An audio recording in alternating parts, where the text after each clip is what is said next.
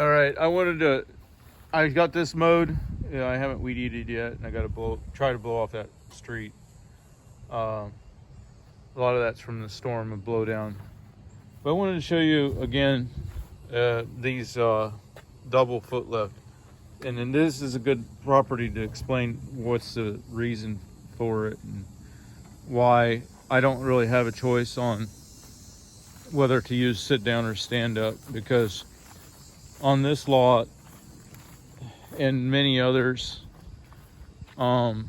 there's acres that I mow that if I had a stander I would have to weed eat.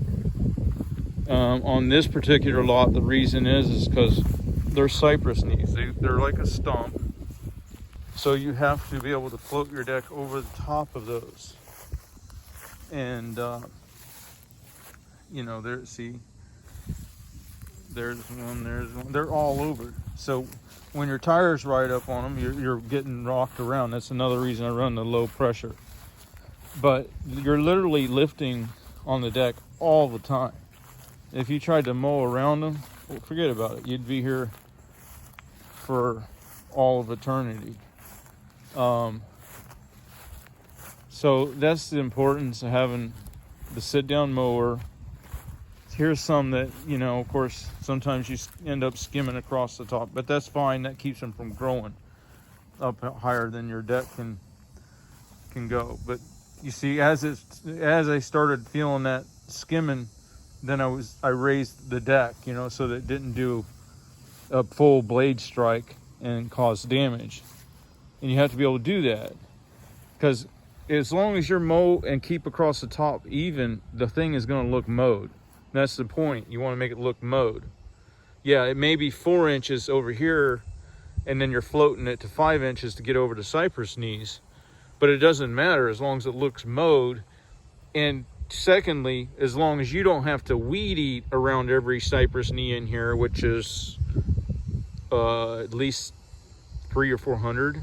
Whereas, so if you had a stander and you were trying to zigzag around all that, because you can't effectively lift in motion, you could, but I mean, your hands are doing 3 different things on a stander. They're stabilizing your upper torso, they're controlling the lever, the direction, speed, etc. And then you're saying you're going to take one hand off of there while you're going over rough, bouncy terrain, mind you.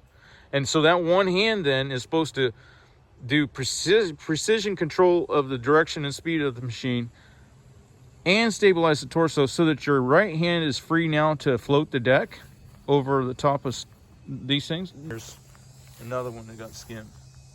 Another one skimmed. Another instance is that downtown lot where I've got that elephant tree. Feeder roots that stick out 6 inches above the ground for I don't even know how much area. If I ran a stander, I would have to weed eat, but right now I just float the deck and mow over the top of.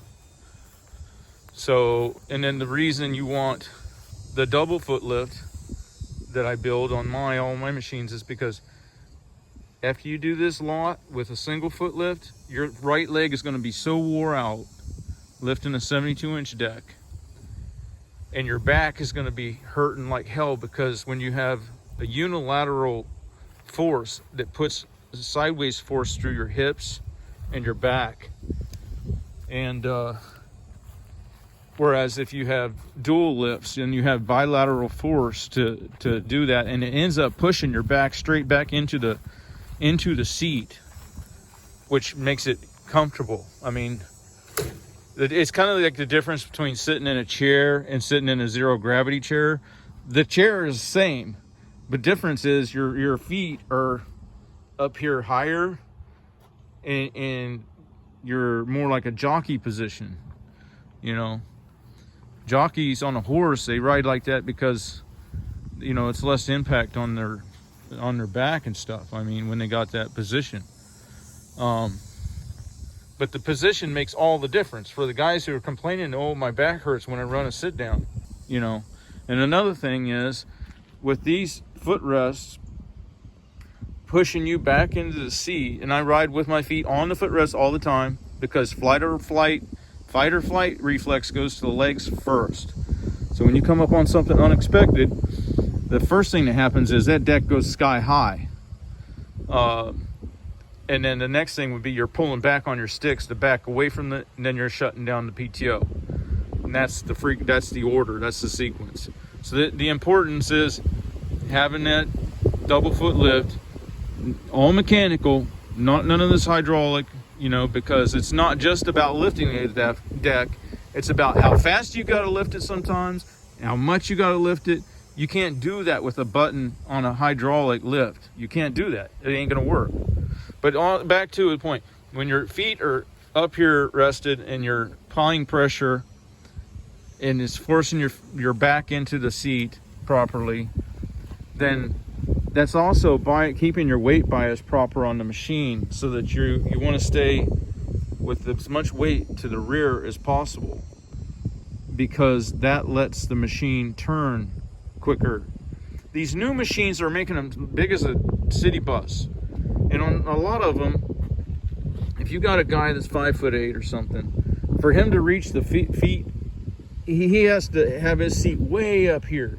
Well, that's putting one of your larger masses, the operator, 180 pounds or whatever it is, well forward of the mechanical advantage strategically positioned spot, which would be at the back.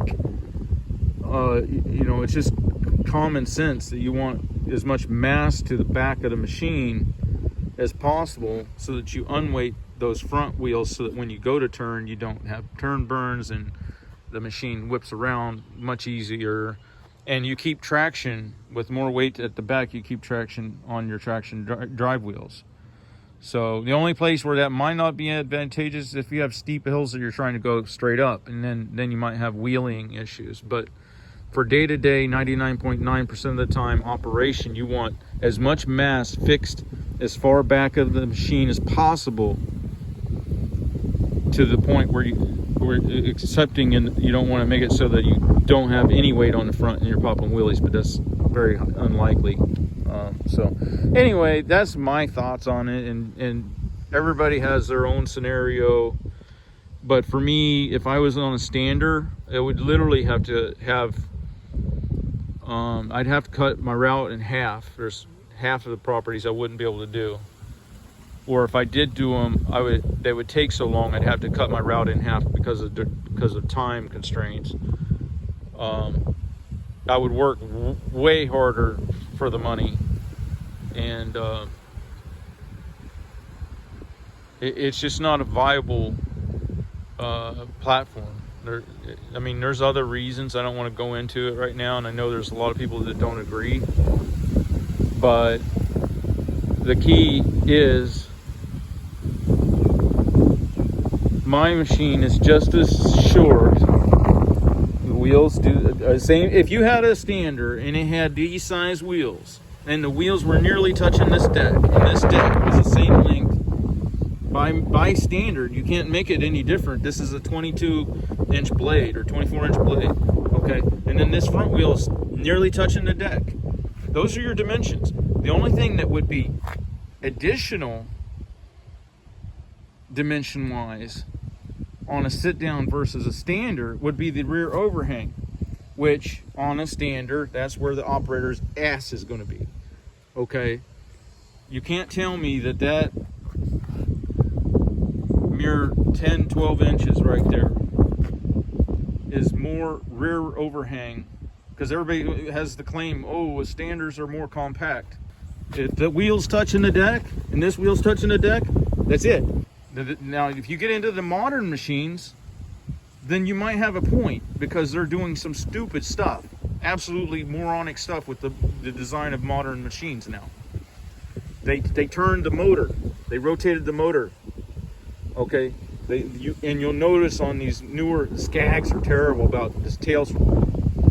They got an absolute horrible scenario, and they're building the back end so big that there's visual obstruction and everything. They need to keep the operator as far back as possible, so that he has observational awareness of what's behind him. You know, he's going to come up in his peripheral vision when he's backing too close to something.